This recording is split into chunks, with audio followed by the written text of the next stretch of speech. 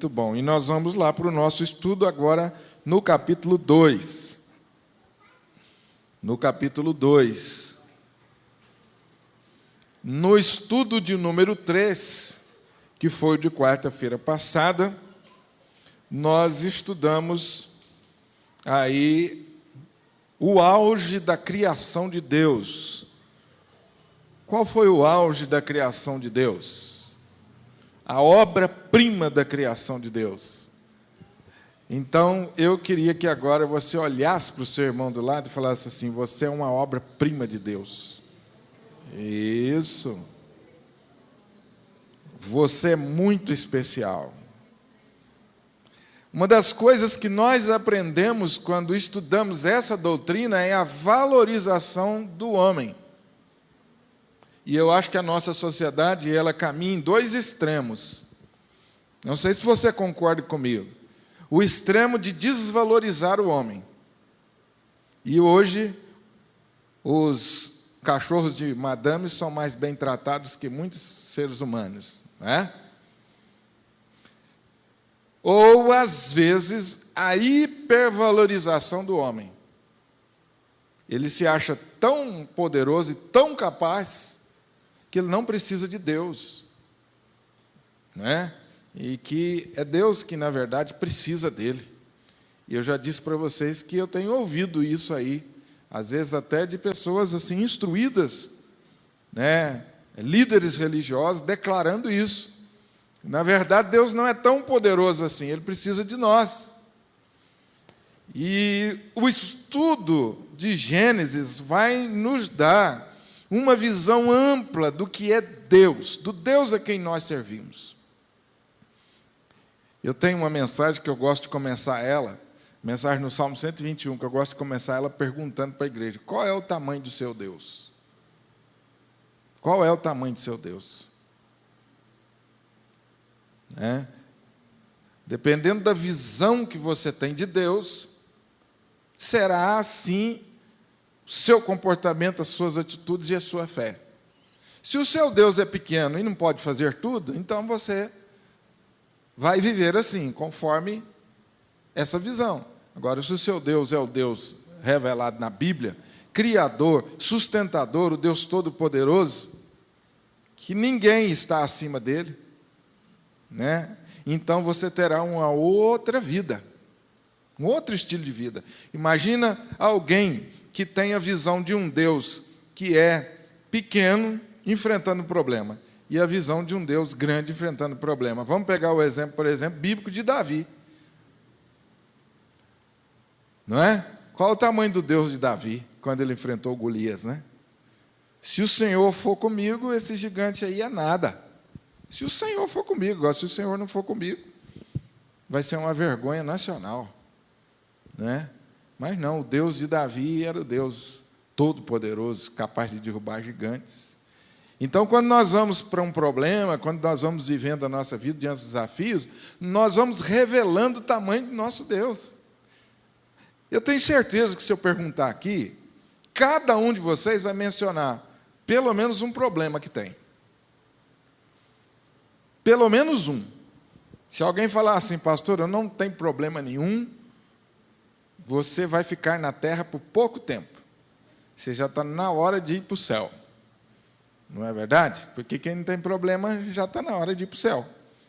Então, todos nós temos pelo menos um problema. E nós vivemos muitas vezes em função disso. E é nessa hora que nós mostramos a nossa fé. É quando, meu irmão, você pega um diagnóstico médico e ele diz lá positivo, é que você mostra a sua fé. É ou não é? Qual o tamanho do seu Deus? Ele é maior do que esse diagnóstico ou não? Constantemente nós somos provados quanto à nossa fé em Deus, constantemente. E o livro do Gênesis nos ensina a ter uma visão mais ampla possível de Deus. Ora, meus irmãos, um Deus que fala assim: haja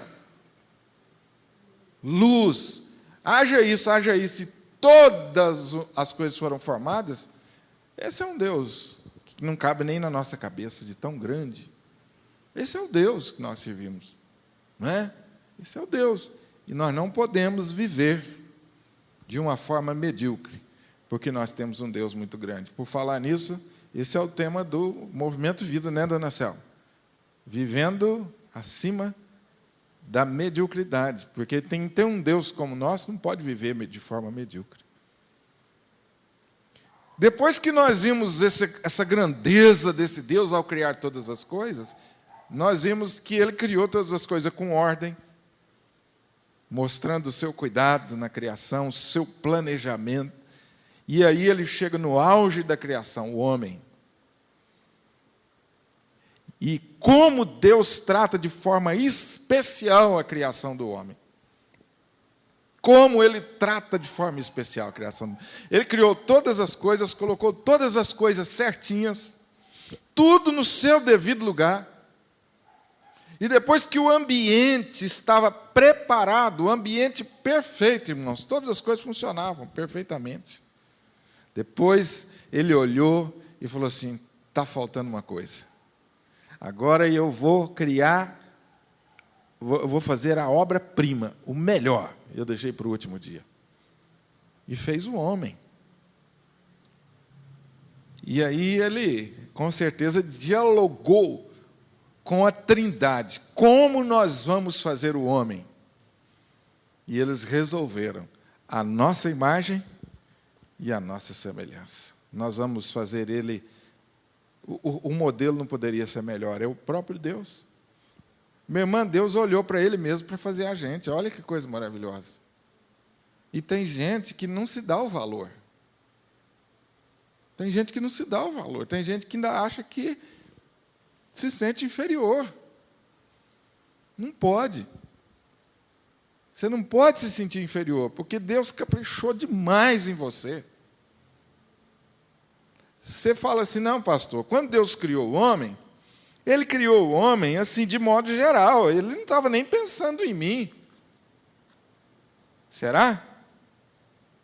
Aí você lê o Salmo 139, que eu faço questão de abrir minha Bíblia aqui, para que não fique nenhuma dúvida, para você ver aqui o que o salmista diz.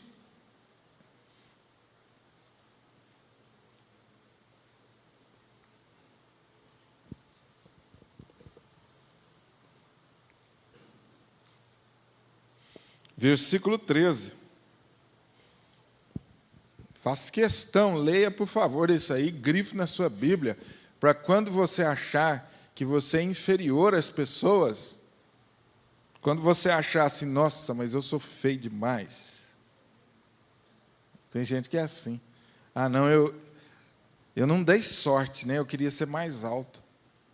Ah, eu não dei sorte, eu queria ser loira. As loiras abafam aí, né? Por que Deus não me fez loira? Eu não dei sorte com esse cabelo crespo que eu tenho. Eu não dei sorte com esse cabelo liso. Engraçado que ninguém está satisfeito, nem com liso, nem com crespo, né? A minha filha estava comprando um negócio lá para fazer negócio no cabelo lá. Eu falei, minha filha, seu cabelo é lindo demais. O que você vai arrumar para ficar mais bonito? Não... Ah, não, eu queria que fosse desse jeito. Aí o texto diz, pois tu formaste o meu interior. Tu me teceste no seio da minha mãe. Ô, gente, o que significa isso aí, hein? Tu me teceste no seio da minha mãe.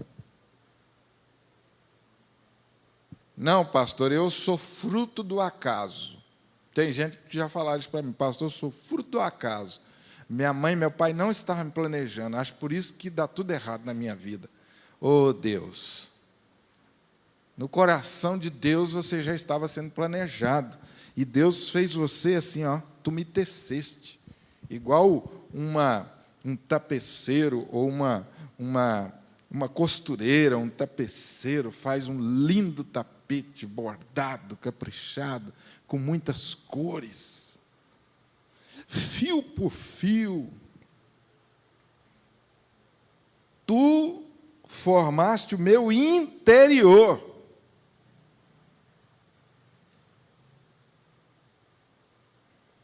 tu formaste o meu interior. Então, marido, quando você reclamar que a mulher é devagar demais, você lembra que quem fez ela foi Deus, não foi ela que escolheu. Então, mulher, quando você reclamar que o cara é muito devagar, como às vezes a mulher fala, pastor, esse homem não toma atitude nenhuma. Ele é devagar demais, ele é muito manso, ou senão ele é bravo demais. Então, às vezes, a gente fica chateado, a gente quer mudar a pessoa, colocá-la do jeito que a gente quer. Oh, Deus fez ele assim. Então, você aprende a admirar ele do jeito que ele é, ou ela do jeito que ele é, porque foi Deus que fez o interior dele. Esse espírito bravo dele foi Deus que fez. Esse espírito manso foi Deus que fez. E aí o verso 14, o salmista fala assim, Deus, eu graças te dou, porque o Senhor caprichou em mim. Davi não tinha problema de autoestima. Deus, o Senhor caprichou. Olha, eu te dou graças pelo modo assombrosamente maravilhoso. Deus, o Senhor arrasou quando me fez, hein? Davi está falando assim, Deus, o Senhor arrasou quando o Senhor me fez, assombrosamente maravilhoso. Hã? Quem te falou que Davi era muito feinho? Ah, te falaram. Davi não quem na Bíblia não diz que Davi era feinho, não. A Bíblia fala o contrário. Não tinha jeito de Davi ser feio, não, porque uma pessoa com aquela alma, com aquela grandeza, com aquele espírito bondoso, sensível, Davi era um homem pelo qual as mulheres sonhavam, porque o homem era forte na guerra, o homem era sensível. Imagina quanta poesia saía da boca desse homem. Né? Era bom de papo. Ele e Salomão era um problema. Fala, minha irmã.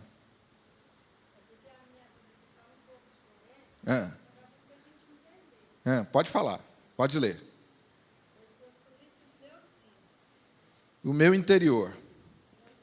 Rins significa o interior. Durante muito tempo, acreditava-se que os rins eram a sede dos sentimentos.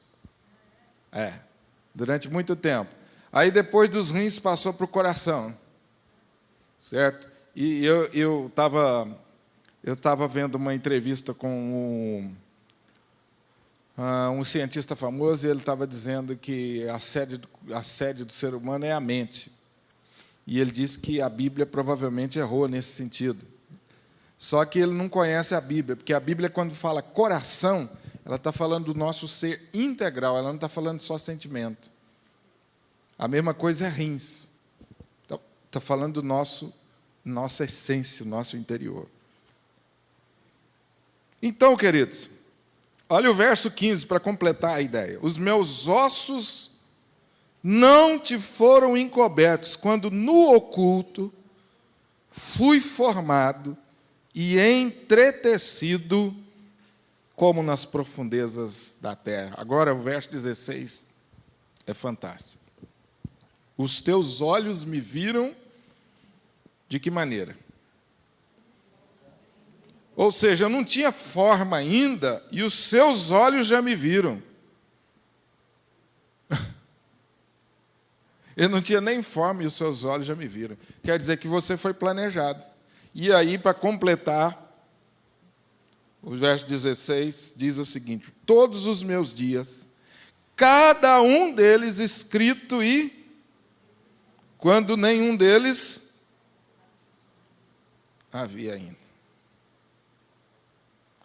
Ai, pastor, eu tenho problema demais, eu sou um cara, não sei porquê, eu tive uma infância difícil, né? Meus pais me abandonaram, fui criado pela avó, pela tia, e tal, e tal. E a gente ouve muitas histórias. Hoje eu ouvi uma história assim, entre aspas, de sofrimento. Como alguns de nós devemos ter uma história que foi de muita luta. Ora, meu irmão, todos os seus dias foram escritos e Deus tem um propósito nisso tudo. Deus tem um propósito nisso tudo. E a grande desafio meu e seu é nós olharmos para essa vida, que é a sua história, noutra visão. Não de que a sua vida foi levada por acaso, é uma série de acasos, é uma série de irresponsabilidades. Eu já contei para vocês aqui, eu estou até saindo um pouquinho do assunto de hoje, mas não muito. Que eu fui visitar um rapaz, o Isaías, paraplégico, e ele demorou a me atender porque ele veio se arrastando em toda a casa, até chegar onde eu estava. E o Isaías queria muito me conhecer, porque eu tinha um programa de rádio, ele acompanhava os programas de rádio, e ele queria me conhecer. Um dia eu fiquei sabendo disso, eu fui na casa dele, que ele não podia sair de casa. E eu cheguei lá, fiquei conhecendo Isaías. E interessante que eu estava no alpendre da casa dele, esperando ele, e eu ouvi assim, arrastar de pés. Arrastando. Aquele barulho de um pé arrastando. Eu falei, gente, o que será que está acontecendo? Foi que aí que eu atentei, tinha um corrimão em toda a casa. Eu falei assim, será que ele tem algum problema? E eu vi que ele era paraplégico, que ele custou chegar onde eu estava. Demorou. Os pés ficaram arrastando durante muito tempo até ele chegar. Foi um momento muito especial de Deus para a minha vida. E ele me recebeu com um sorriso. E aí nós sentamos para conversar, ele me contou uma história de erros médicos, de abandono da família. Aí ele olhou bem nos meus olhos assim e disse assim, pastor, mas eu sou feliz, porque eu tenho Jesus no meu coração. E meus irmãos, aquele dia eu tive que me conter para não chorar muito, mas na lição que Deus estava me dando através daquele camarada ali. E quanto mais eu remexia a história dele, né? Que eu queria encontrar algumas coisas boas na história dele, até para me ajudá-lo, né? Mas não foi preciso, não. E só tinha coisa ruim na história dele também, 99%. A última que ele me falou, eu tenho um irmão pastor. Eu falei assim, tem uma coisa boa. Mas vai uns 4 a 5 anos que ele não vem me ver, pastor. Eu falei, miserável. Pensei que era coisa boa que tinha. Foi uns 4 a 5 anos. E a pessoa que me levou a ele ficou olhando para mim, olhando para ele. Eu falei, Deus, que coisa maravilhosa. Aquele homem, na simplicidade dele, ele conseguiu olhar para trás e ver Deus na vida dele com tudo que aconteceu. Deus estava no controle. Eu estou aqui com Jesus no coração. E quanta gente que anda, que pula, que faz e acontece, né? E que, infelizmente, é infeliz. Mas ele não. Coração cheio de alegria. Irmãos, esse homem, aquele dia foi um dia que eu nunca mais vou esquecer da minha vida. E, de vez em quando, Deus me traz isso à memória para ministrar o meu coração. Quantas vezes aquele homem, olhando nos meus olhos, falou assim, eu sou feliz, pastor, que Jesus tem no meu coração.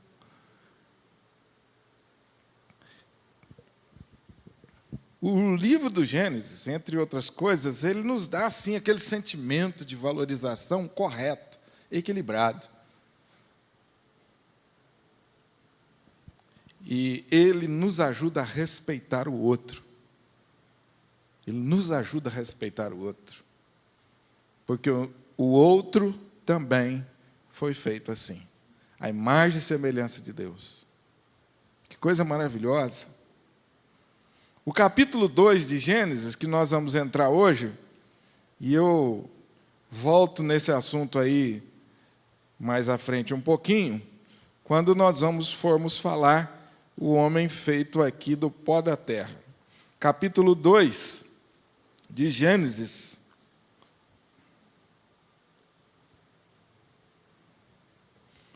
Você vai perceber uma coisa aí que talvez você não tenha percebido, e eu digo isso até porque aconteceu comigo durante um tempo. Eu li o livro de Gênesis e não percebi que existem 2 narrativas da criação. A narrativa do capítulo 1, como nós já estudamos até agora. Quando você encontra a narrativa da criação de Deus de modo mais amplo possível. Mas esta narrativa volta no capítulo 2. Então você tem duas narrativas da criação. Você encontra a criação do homem no verso 1, 26, capítulo 1, 26, como nós já vimos. Façamos o homem nossa imagem e semelhança. Mas você vai encontrar de novo a criação do homem no capítulo 2, versículo 7. Então formou o Senhor Deus ao homem do pó da terra. Então tem dois textos que falam da criação do homem, duas narrativas. Por que tem duas? Porque uma é geral, enfatizando os aspectos gerais da criação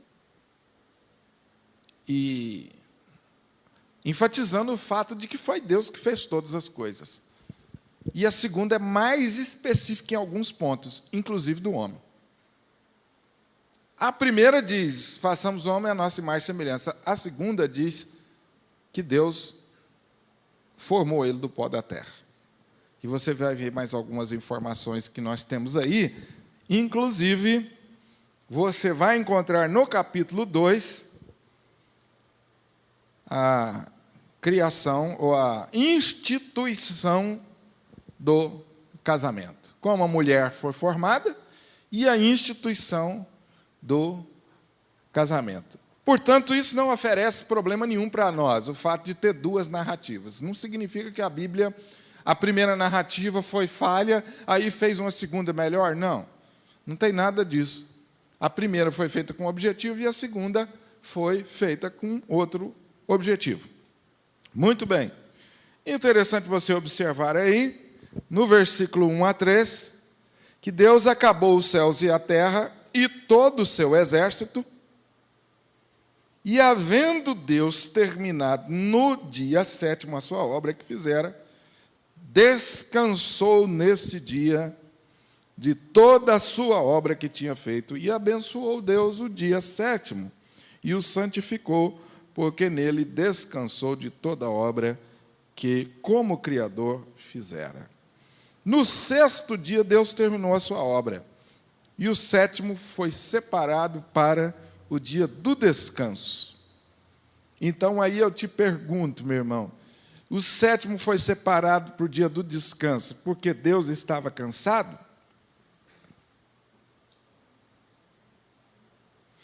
O 7º dia para Deus foi o dia do contentamento, da satisfação. A ideia de descanso aqui no texto é essa: Deus não se cansa. Este era um descanso motivado, não motivado pelo cansaço, mas um descanso de alegria, de satisfação. Era Deus fez todas as coisas, e agora ele contempla aquilo que criou e se alegra naquilo que ele criou. Por isso, quando ele termina o homem, ele diz assim: olha, o que eu fiz foi muito bom. Ele fez todas as coisas e diz assim, bom. Mas quando ele fez o homem, ele falou assim, agora eu extrapolei, hein? Muito bom. E aí ele tirou um dia de todos para ter alegria e satisfação, para receber o louvor das coisas que ele criou e para ter satisfação nas coisas que ele criou. Irmãos, aqui, nós podíamos ficar aqui a noite inteira falando dessa verdade que ela é maravilhosa. Deus te criou e me criou para ter satisfação na minha vida. Quando Deus olha para você, Ele tem satisfação em você. Já parou para pensar? O olhar de Deus para nós é um olhar em que Ele espera ter satisfação e alegria, porque você é a obra-prima dEle. Então você pensa na sua história aí, individualiza aí essa passagem, personaliza ela e pensa, Deus me teceu no seio da sua mãe, caprichou, como diz Davi lá, ele fez de um modo assombrosamente maravilhoso, e agora, durante toda a minha vida, ele fica olhando para mim dizendo assim, mas que coisa maravilhosa, hein, senhor? Olha lá a Ivonete lá, ó, que coisa maravilhosa. Faz 50 anos que eu tenho prazer na vida dela. Que coisa maravilhosa. Todos os dias Deus acorda e fica olhando para a senhora e dizendo assim, que coisa maravilhosa que eu fiz. Olha que coisa maravilhosa o Cássio lá, olha lá. Do jeitinho que eu fiz, olha lá. Ele olha para mim, para você, e fala assim, olha, além de ser bonito e bom, ele ainda está dando muito fruto. Olha lá quanta coisa boa ele está fazendo. Meu irmão, quando Deus olha para você de manhã, Ele dá uma gargalhada, ou não? Porque tem gente que acha que Deus é um mal-humorado, que Ele já levanta com a cadernetinha falando assim, eu vou ficar de olho na Beth hoje, que eu quero ver. A hora que ela errar, eu vou dar um X. Tem gente que pensa assim, Deus Ele fica vigiando. E aí Ele tropeça o dedão, Ele fala assim, isso aí é Deus que fez eu tropeçar e machucar o dedão ali, porque eu estou fazendo alguma coisa errada.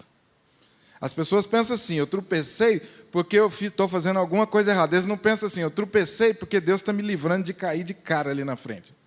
Olha como o ser humano tem essa tendência de ver as coisas sempre para o lado negativo, né? Gente, mas olha que coisa maravilhosa.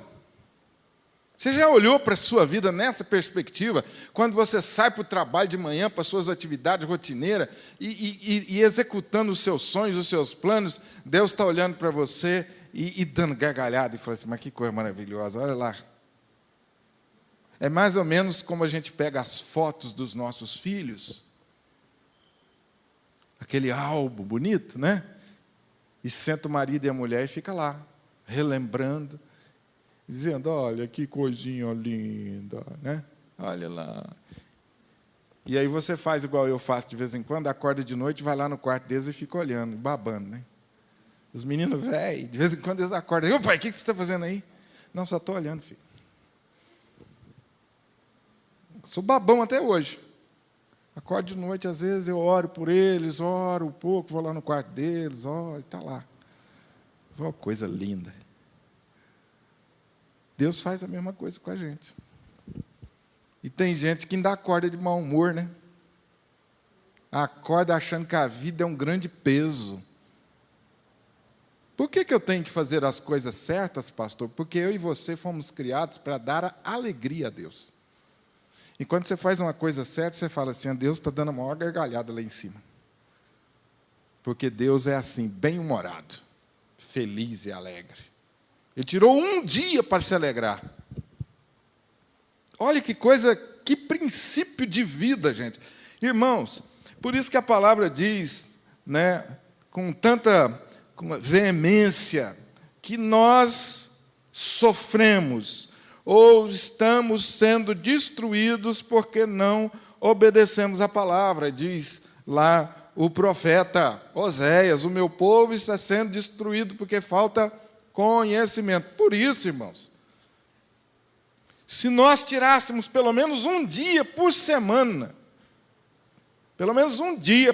para dar gargalhada e para ter satisfação nas coisas, nós teríamos uma outra qualidade de vida.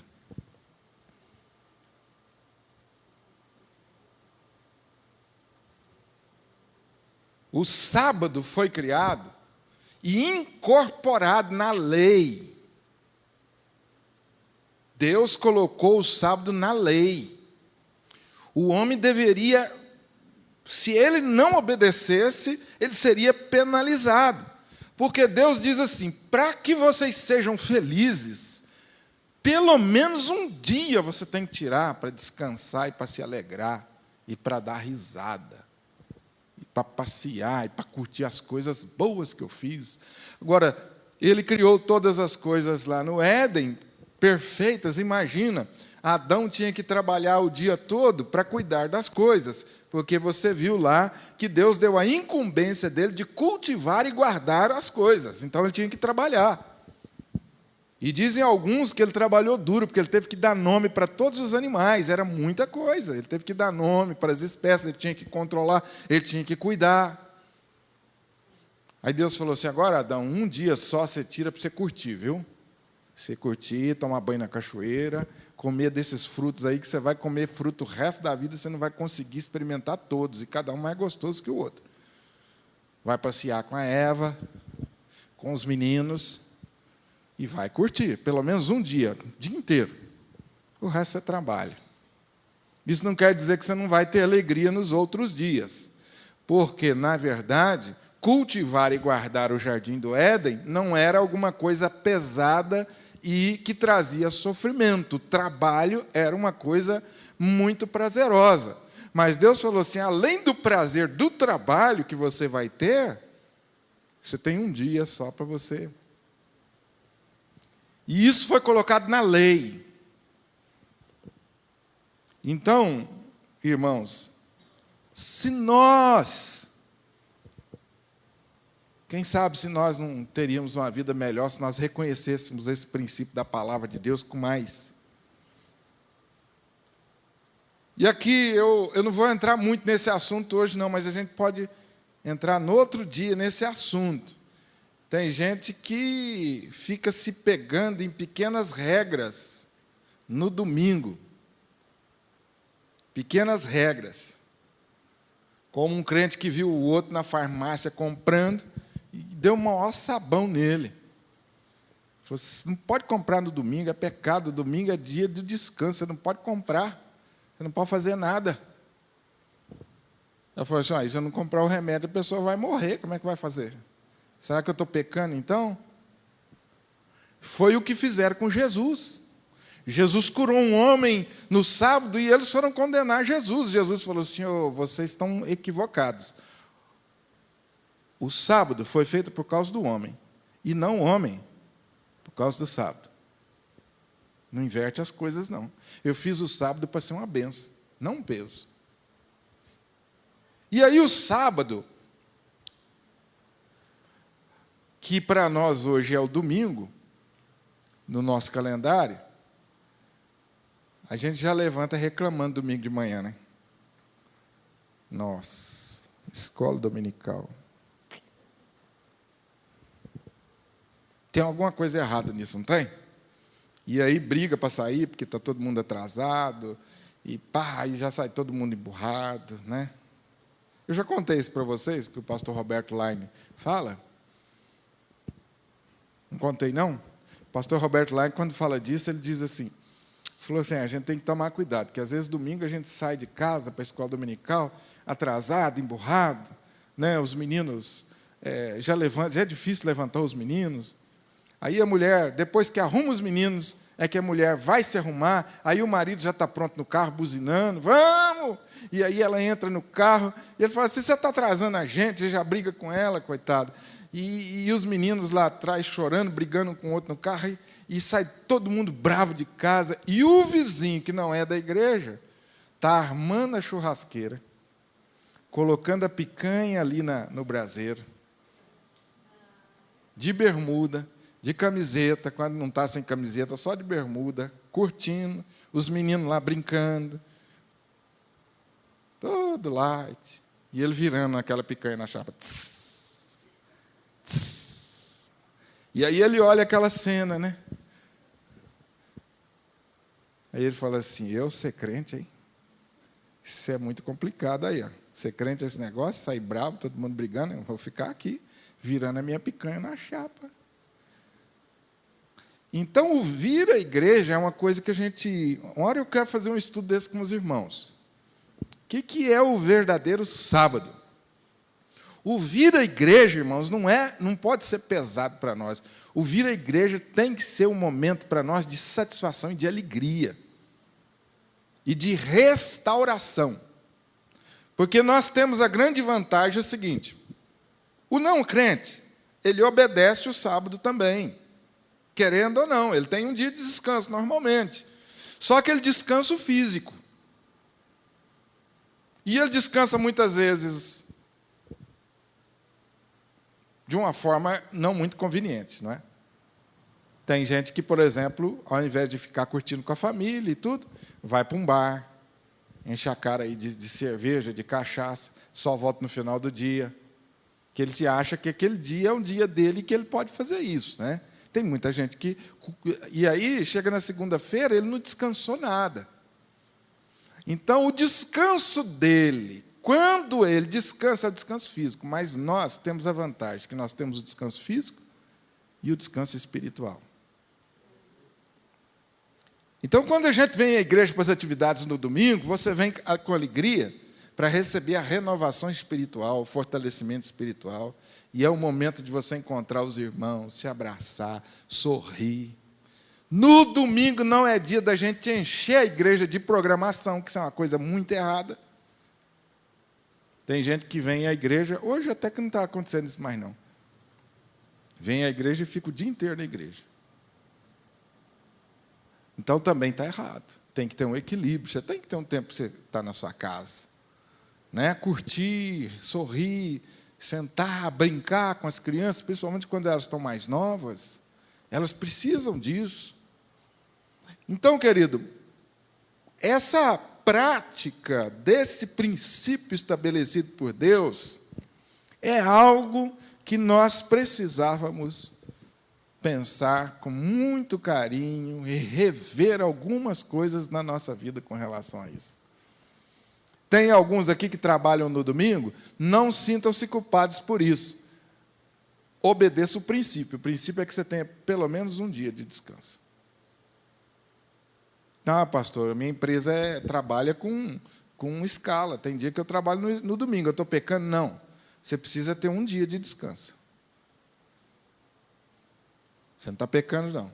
Senão, você está na lei. Você está na lei e não no espírito da lei. O espírito da lei é que você tem um dia para satisfação, para alegria, para descanso, naquilo que Deus fez.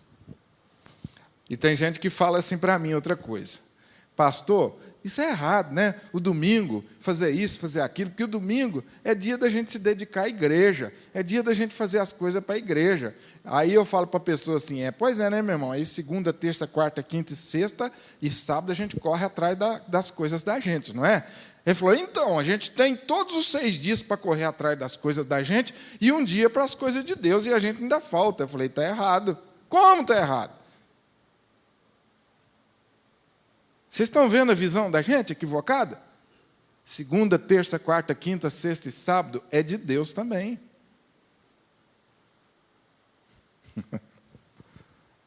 E aí a gente vive um cristianismo de domingo.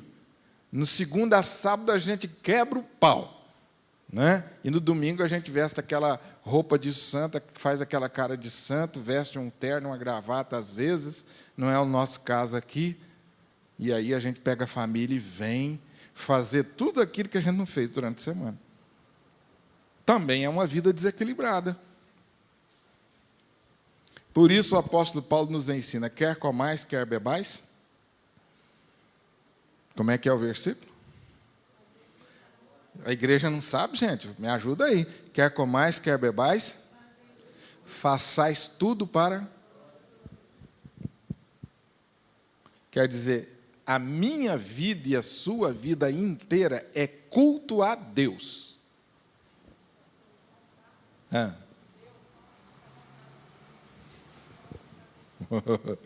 Deus não é macarronada de domingo, é? E pão de cada dia. Palavras do sábio reverendo João, ó que boa. Deus não é macarronada de domingo, Ele é pão de cada dia. É verdade. E aí nós criamos um cristianismo meio farisaico, né? Só de domingo. Domingo a gente quer compensar tudo. A gente fica numa santidade no domingo, né, gente? Uma santidade. Domingo, o pastor é um ungidão de Deus e ele vai trazer uma mensagem que vai me fazer passar pela segunda, terça, quarta, quinta, sexta e a sábado assim, cheio de força. E no domingo eu vou lá e recarrego de novo as baterias. Porque o ungidão de Deus vai lá me recarregar as baterias. E é como assim, como a gente encontra nos aeroportos hoje e nas rodoviárias. Você chega com o seu aparelho celular e já tem uma tomada lá. Você conecta e dá uma carga para mais 12 horas. Só está faltando isso. Na igreja tem uma tomada, né? Conecta aqui, né? E deixa vir a carga para segunda, terça, quarta, quinta e sábado você gastar tudo. E aí nós vamos ter uma série de problemas. E o dia que um ungidão fica doente? E o dia que um ungidão não vier? E o dia que um ungidão não estiver tão ungido assim, hein? Como é que vai fazer, hein? Né? E o dia que o culto não for aquele culto abençoado? Como é que você vai? Então, Tem muita coisa errada em função da falta de entendimento desse princípio bíblico que, às vezes, nós vamos levando e vamos vivendo e não nos damos conta disso. Todos os dias são dias do Senhor. Todos os dias são dias santos. Irmãos, todos os dias são dias santos.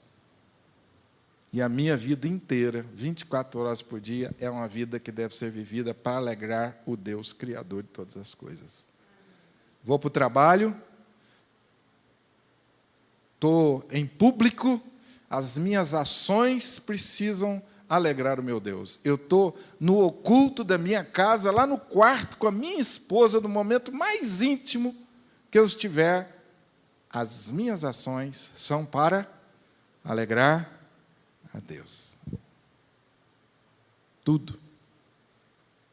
Quer comais, quer bebais.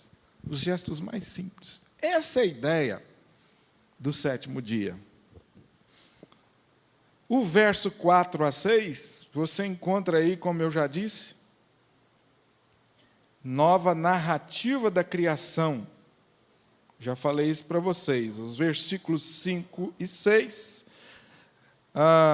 Não havia nenhuma planta do campo na terra, pois ainda nenhuma erva do campo havia brotado, porque o Senhor Deus não fizera chover sobre a terra.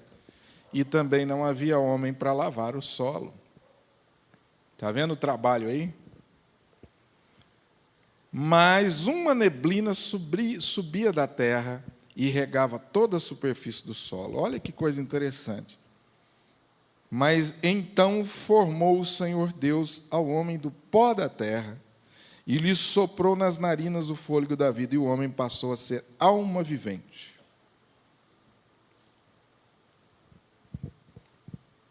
Aí você entra aí no ponto 3 do nosso estudo, que é a criação do homem. Apenas no verso 4 a 6 que nós lemos, um destaque aí é que pela primeira vez aparece a expressão Senhor Deus. Essa expressão significa autoexistente. A língua hebraica, a tradução literal dessa expressão é Deus autoexistente. Então, a ênfase que o autor quer dar é que Deus criou todas as coisas. Todas as coisas foram criadas por Ele, mas Ele não foi criado por ninguém. Ele não depende de ninguém para existir e para viver. Ele é autoexistente. Então, a ênfase do texto é essa. E no verso 7 você encontra novamente, como eu já disse, o relato da criação do homem. O homem foi criado por uma intervenção direta de Deus. Mais uma vez, a ênfase bíblica para nós é essa. O homem não foi criado a partir de um processo evolutivo, como dizem algumas teorias. Ou seja, Deus não partiu de uma ameba, deu uma ordem para aquela ameba e disse assim: você se transforme agora, ou você se evolua, ou você progrida em processo acelerado até surgir um homem, como alguns querem nos fazer crer. A revelação bíblica está dizendo, não, Deus pegou o homem do pó da terra, da coisa mais simples que existia, e soprou sobre ele o fôlego da vida. Então, foi o próprio Deus mesmo quem criou. E você vai observar aí que essa passagem também reforça o fato de que Deus não partiu de materiais inorgânicos para criar o homem, não apoiando a ideia de uma criação derivada de alguma forma de vida prévia. Eu citei aqui a ameba, mas a gente sabe que existem muitas formas de vidas materiais inorgânicos, que existem teorias que dizem que o homem surgiu a partir disso. Então, essa revelação bíblica de rua por terra contesta essa teoria científica, né? Que, na verdade, é sempre bom lembrar que são teorias.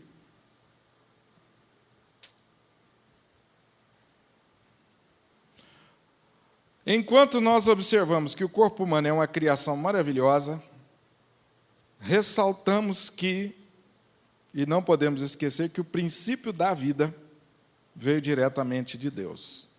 É como se Deus tivesse criado assim, apenas para a gente entender, um boneco de barro que não falava, que não ouvia, que não tinha vida.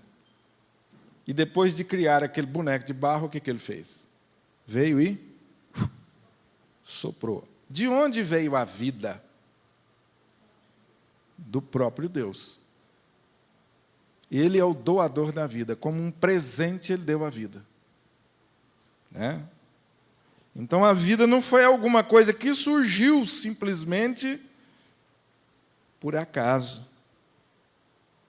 A vida é muito mais do que átomos habilmente dispostos. Ela é um dom de Deus. Tranquilo aí? Amém ou não, gente?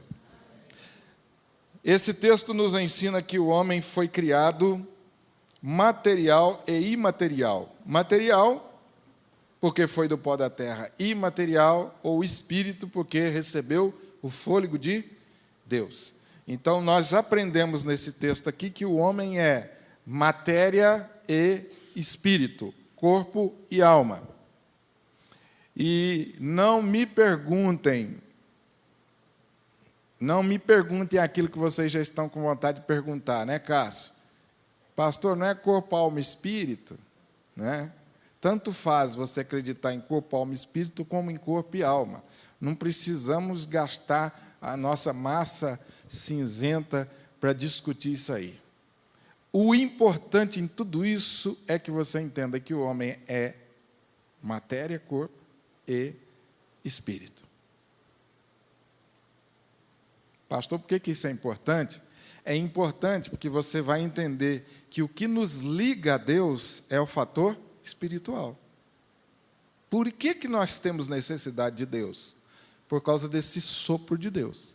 Quando Deus soprou o fôlego da vida, Ele quis, com isso, fazer com que o homem se tornasse ligado a Ele. Ou Deus quis criar uma conexão entre aquela forma que Ele criou com Ele próprio.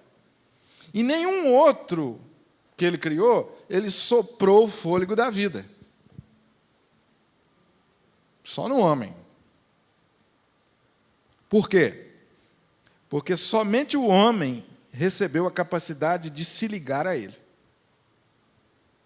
O cachorro não ora, o cavalo não canta hinos de louvor a Deus, né?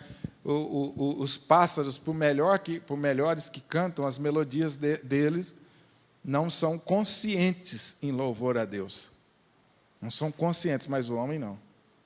Ele recebeu essa capacidade, com seus gestos, se conectar a Deus e se ligar a Deus. Então, o homem foi criado distinto. O homem foi colocado também numa posição exaltada. Ele não pertence à categoria dos animais. Ele é distinto. Por isso, você observou aí no capítulo 1, versículo 26. Façamos o homem à nossa imagem, conforme a nossa semelhança, e tenha ele o quê? Domínio sobre as coisas criadas. Tenha ele domínio sobre os peixes do mar, sobre as aves, sobre os animais, sobre toda a terra e sobre todos os répteis que rastejam sobre a terra. O que é que significa isso? O homem ter domínio sobre as coisas criadas, na prática. O que significa isso? Qual era a intenção de Deus com isso? Era que nós subjugássemos essas coisas criadas, que nós preservássemos, que nós cuidássemos. Se os ecologistas conhecessem a Bíblia, eles teriam muito mais argumentos para defender as suas ideias do que aquilo que eles colocam diante de nós. Ninguém, como cristão, tem a obrigação e o dever de preservar o meio ambiente, porque ele entende que é um mandato de Deus que ele preserve e cuide das coisas. Alguém que tem essa visão bíblica completa é alguém assim que luta pela preservação, que cuida. Se nós tivéssemos mais consciência disso, talvez não precisasse colocar tanto "não pise na grama". Vocês já pararam para pensar que coisa que depõe contra a nossa inteligência? Já pararam para pensar quanto isso revela o nosso pecado? A depredação do meio ambiente. A gente é tão estranho que nós plantamos a grama, gastamos dinheiro, cuidamos dela, e depois a gente tem que fincar uma placa lá no meio: "Não pise na grama". Olha como que as coisas são engraçadas, né? E sem contar com o que se faz aí hoje com as outras coisas. Por falar nisso, em preservação, quem assistiu no cinema o Rio 2? Alguém assistiu? Quem não assistiu, vale a pena, viu, gente? O Alisson assistiu. Vale a pena, viu? Eu assisti, que o Alisson me aconselhou, eu assisti. Valeu a pena. Rio 2. Filme brasileiro que nos orgulha. Coisa muito bem feita e que fala sobre a preservação das ararinhas azuis. Muito bom filme, bom para levar as crianças. O Alisson disse que a Laurinha nem piscou, né, Alisson? E olha, gente, um filme para a Laurinha não piscar tem que ser bom, né, Alisson? Que a Laurinha, se deixar, ela vai lá ensinar o cara a passar o filme, né? Né, Alisson? Espertíssima demais, né?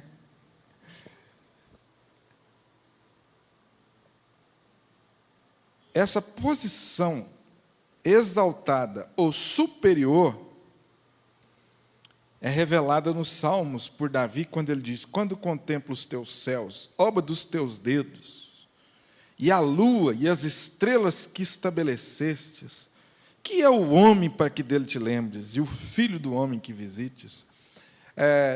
Quando Davi escreveu esse salmo, o que você acha que ele estava fazendo?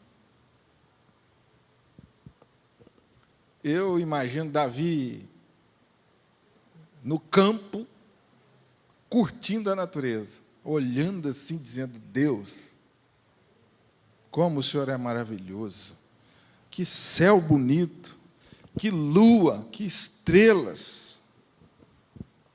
Quem é o homem, Senhor, que se compare à sua sabedoria, à sua grandeza? Quem sou eu? Quem somos nós? Mas, Deus, nós te louvamos porque o Senhor nos fez um pouco menor que o Senhor mesmo." Olha como Davi era, gente. Esse camarada era muito autoafirmado, né? "Deus, obrigado que o Senhor fez a gente um pouco menor que o Senhor." Poético demais, né? O Jardim do Éden, vamos para frente para terminar, que o versículo 8, 14, fala aí do Jardim do Éden. "E plantou o Senhor Deus um jardim no Éden, na direção do Oriente, pôs nele o homem que havia formado. Do solo fez o Senhor Deus brotar toda sorte de árvores agradáveis à vista e boas para alimento, e também a árvore da vida, no meio do jardim, a árvore do conhecimento do bem e do mal.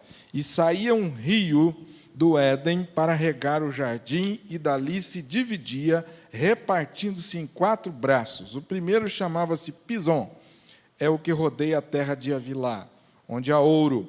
O ouro dessa terra é bom. Também se encontram lá o bidélio e a pedra de ônix. O segundo rio chama-se Gion, é o que circunda a terra de Cush. O nome do terceiro rio é Tigre, é o que corre pelo oriente da Assíria, e o quarto é o Eufrates. Tomou, pois, o Senhor Deus ao homem e o colocou no jardim do Éden para o cultivar e guardar. E o Senhor Deus lhe deu essa ordem: de toda árvore do jardim comerás livremente, mas da árvore do conhecimento do bem e do mal não comerás, porque no dia em que dela comerdes, certamente morrerás. Amém? Eu vou parar por aqui. E a gente continua na quarta-feira, que eu estou achando que vocês já estão cansados. O pastor hoje falou muito. Amém? Primeiro versículo, pode falar, Ben. Como que é? 2:1. Sim. Há uma referência aqui aos anjos e há uma referência a todas as coisas que ele criou como exército. Porque há uma referência em Isaías que ele diz assim: e ele faz as suas estrelas saírem como exército. Então, a ideia é que tudo obedece ao comando dele e serve a ele. Anjos e todas as coisas criadas. Eu vou parar por aqui pelo seguinte: vocês já estão cansados, e esses próximos versículos agora, eles são chaves para a gente entender muita coisa que vem daí para frente. E aí, no quarta-feira que vem, a gente capricha no entendimento disso aí. Amém? Vamos ficar de pé para a gente descansar do banco, falando em cansaço. Eu queria motivar você, encorajar vocês a lerem esse texto. E nós vamos entrar agora no próximo estudo, nesse assunto que está aí, do verso 15, 16, 17, quando Deus dá uma ordem para o homem. Você vai perceber que até então não havia nenhuma restrição ao homem. Aqui você encontra a primeira restrição, a primeira restrição de Deus aqui, de certa forma, ao homem, a primeira condição de Deus para o homem. E a partir daí, a história muda. Mas antes dessa história mudar, você vai ver o capítulo maravilhoso, ou os versículos maravilhosos, que é quando Deus forma a mulher e traz ao homem, e institui o casamento. Então, na próxima quarta-feira, a gente fala dessas duas coisas, preparando o cenário para a gente entrar em Gênesis 3, que é outro texto também muito importante para nós.